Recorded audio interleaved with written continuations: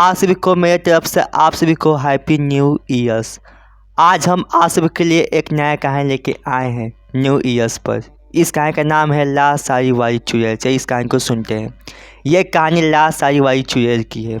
वो लोगों को अपना शिकार बनाती थी, लोग उससे बच नहीं पाते थे।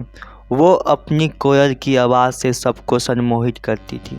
राघव, विजय, गौरव न्यू ईयर पार्टी का तैयारी कर रहे थे। तभी राघव अपने दोनों दोस्तों को बोलता है, यार हम इतने सालों से घर पर ही न्यू ईयर मना रहे हैं।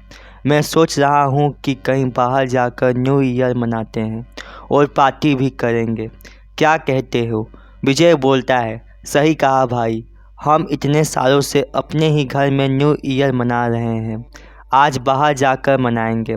सभी दोस्त घर से बाहर निकल जाते हैं न्यू ईयर मनाने। वो तीनों अपने कार से एक क्लब में पहुंच जाते हैं और जम के न्यू ईयर मनाते हैं और शराब भी बहुत पीते हैं। रात के 2 बज गए थे। वो तीनों क्लब से बाहर निकल जाते हैं और अपने कार में बैठ जाते हैं और कार को स्टार्ट कर देते हैं। कुछ ही दूर पर तीनों का कार खराब हो जाता है। तभी नशे में राघव बोलता है, अरे यार ये क्या हो गया। राघव अपने कार से निकलकर कार को बनाने लगता है।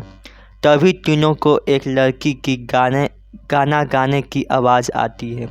तीनों अपना कार को बीच सड़क पर छोड़कर उस आवाज़ के करीब जाने लगते हैं और उन तीनों को एक खूबसूरत लड़की जो लाल साड़ी में बहुत हसीन लग रही थी, वो तीनों उस लड़की के पास जाते हैं और कहते हैं, आप यहाँ क्या कर रही हैं?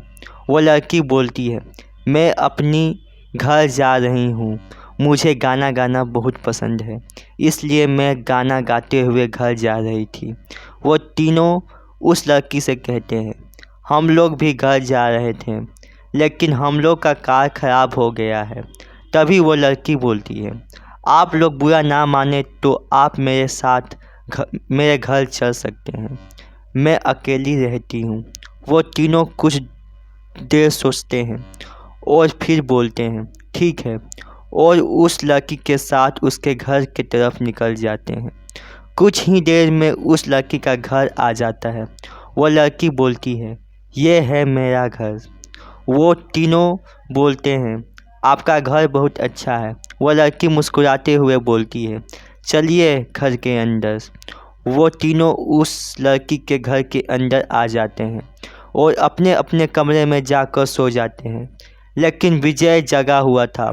उसे उस लड़की का चेहरा बार बार याद आ रहा था। विजय कमरे से निकलकर उस लड़की के कमरे में चले जाता है और कहता है, जब से मैंने तुम्हें देखा तब से मैं तुमसे प्यार करने लगा हूँ। वो लड़की बोलती है, अच्छा जी, इतना प्यार आ रहा है हम पे। विजय उस लड़की के करीब जाने लगता है और अपने बाहों में जकड़ लेता है। तभी विजय को पीठ पर दर्द महसूस होने लगता है। विजय उस लड़की को अपने से दूर करने लगता है। तभी वो लड़की बोलती है, क्या हुआ, तुम तो मुझे प्यार न करते हो? विजय उस लड़की को धक्का दे देता है। तभी वो लाल साड़ी वाली लड़की एक चुड़ैल में बदल जाती है। विजय के मुंह से चीख निकल जाता है। राघव और गौरव भी जाग जाते हैं और उस लड़की के कमरे के बाहर से छिपकर देखने लगते हैं और जो देखते हैं उनके पैरों तले ज़मीन खिसक जाता है। कुछ देर पहले वो खूबसूरत लड़की थी, लेकिन वो एक चुड़ैल में बदल गई है और विजय उस चुड़ैल से माफ़ी मांग रहा था कि मुझे जाने दो, लेकिन वो चुड़ैल विजय का गर्दन ही धड़ से अलग कर देती है। यह दृश्य देखकर राघव और गौरव का भी मुंह से चीख निकल जाता है। चुड़ैल का नज़र राघव और गौरव पर पड़ जाता है। चुड़ैल उन दोनों के करीब आने लगती है। वो दोनों उस घर से भागने लगते हैं। तभी वो चुड़ैल गौरव का पैर घर के अंदर खींचने लगती है। गौरव चिल्लाने लगता है, बचाओ बचाओ, लेकिन राघव उस घर से बाहर निकल जाता है और भागने लगता है। भागते भागते वो घर पहुंच जाता है। जोरों जोरों से सांसें लेने लगता है और कसम खाता है कि आज के बाद कभी भी बाहर किसी क्लब में नहीं जाऊंगा। लेकिन राघव उस न्यू ईयर के रात को नहीं भूल पाया है।